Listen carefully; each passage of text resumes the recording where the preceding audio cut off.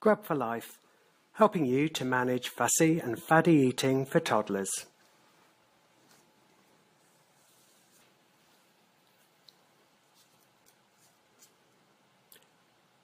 Most children refuse to eat at some stage. It's a very normal part of development. There are periods of development when a child is more likely to reject specific foods or exhibit other forms of fussy eating.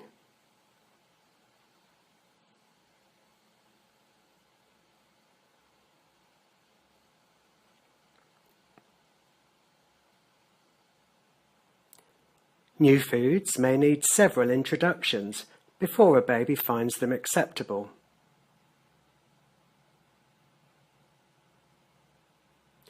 Late weaning, after the age of 6 months, tends to increase the likelihood of a baby developing feeding issues later. Children learn from others, so most feeding issues resolve themselves.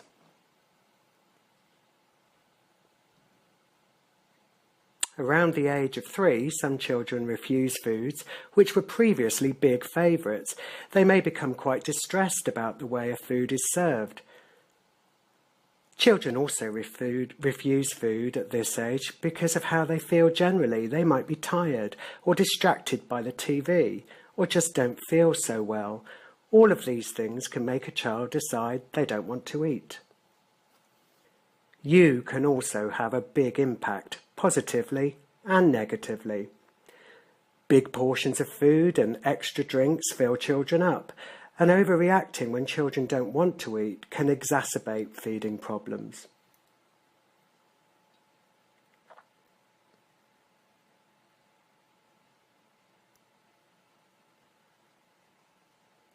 The good news is, the vast majority of children get over their feeding issues without adversely affecting their health. If food refusal persists, you should keep an eye out for underlying causes or potential consequences of long-term food refusal.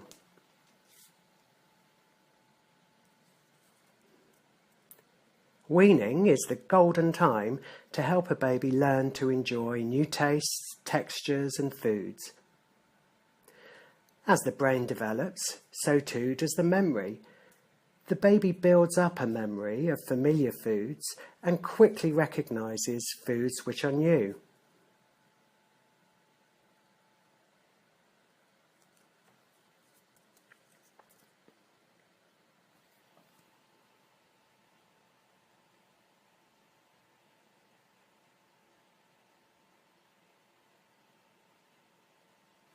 When it's time to move on to solid food, the more textures, flavours and different foods a baby is exposed to between 6 and 12 months, the more likely they are to go on to enjoy happy, stress-free family meals.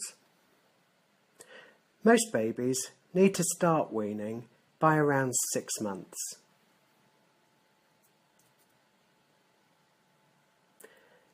The neophobic response is a built-in evolutionary protection for babies to stop them eating poisonous, harmful substances like rocks, animal feces and berries. The response goes right back to the early stages of prehistoric human development, when babies would crawl on the ground in caves or primitive shelters.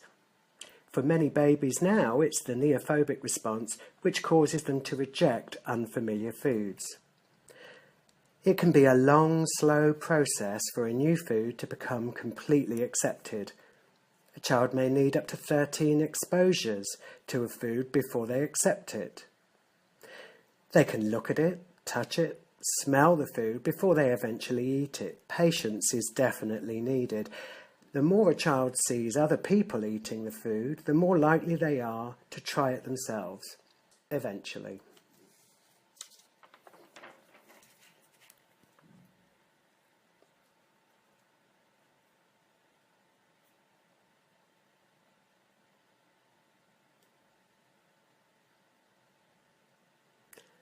By the age of 3, the reasons for food refusal get a little more complex.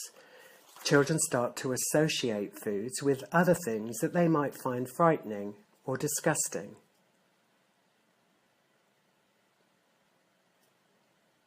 A child may reject one food because of the way it's positioned on a plate next to another food that they don't want to eat.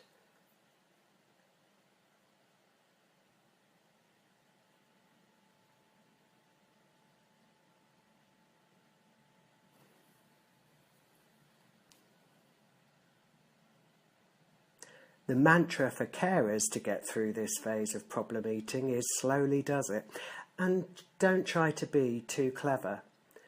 Forcing children to eat or hiding foods rarely works. It may actually make the problem worse. Again, be patient. Introduce the foods in a variety of different activities, like playing with food, preparing it for cooking, until it becomes acceptable for the child to eat it.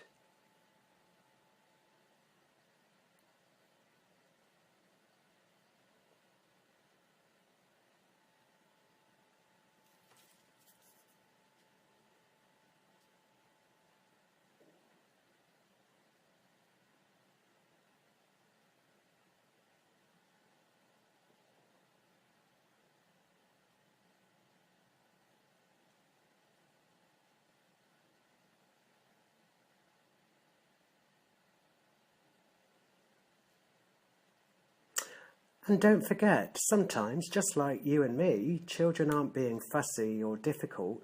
They just don't feel like eating for very good reasons. If a child who normally eats well says they don't want a meal, ask them why.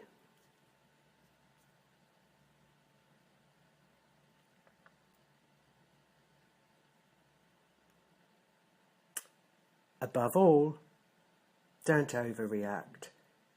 Getting stressed at meal times will almost always make the problem worse.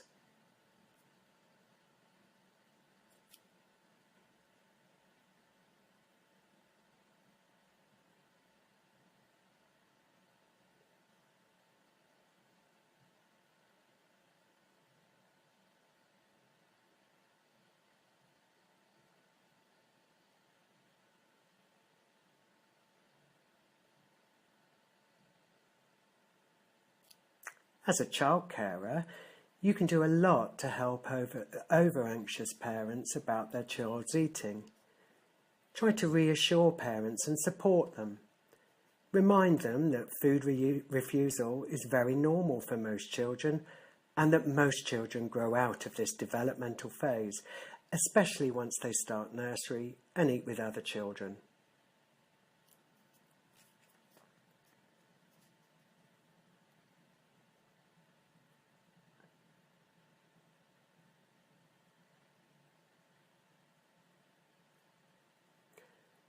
In a small minority of children, food refusal is caused by medical issues which, if suspected, can easily be confirmed and treated or ruled out by a health professional.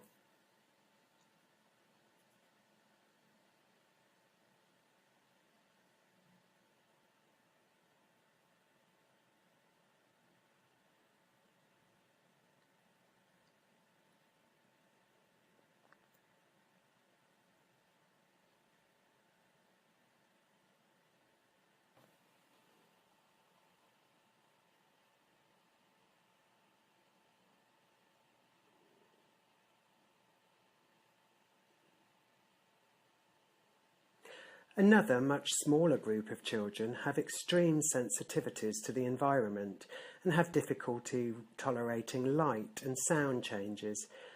These children will often have severe food sensitivities too and may need more intensive support from a dietitian.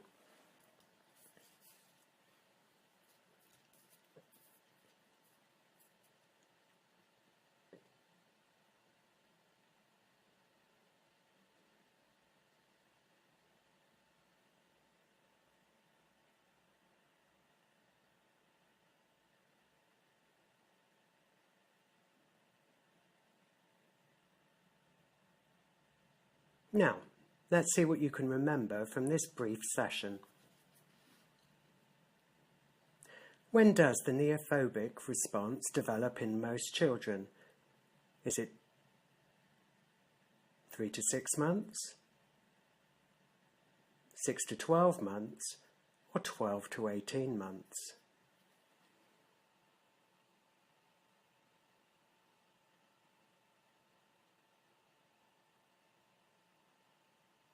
The neophobic phase develops in most children between the age of 6 and 12 months, when they begin to crawl.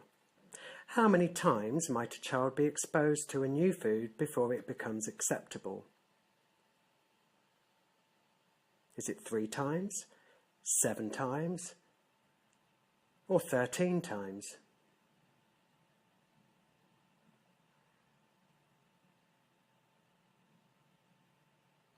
Children may need to be exposed to a new food 13 times before they accept it. At what age do toddlers develop distaste, disgust, or contamination refusal? 2 years, 3 years, or 5 years? This type of food refusal develops around the age of 3, when a child has the cognitive ability to associate foods with other substances. Is it a good idea to hide foods children don't like? True or false?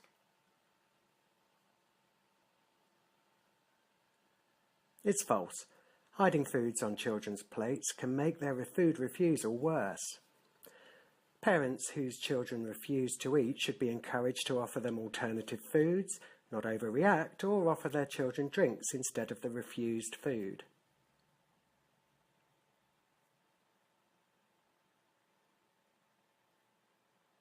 Parents should be reassured that they shouldn't overreact to a child's food refusal.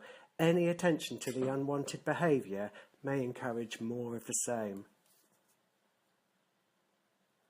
What's a common cause of food refusal? Is it constipation, diarrhoea, or eczema?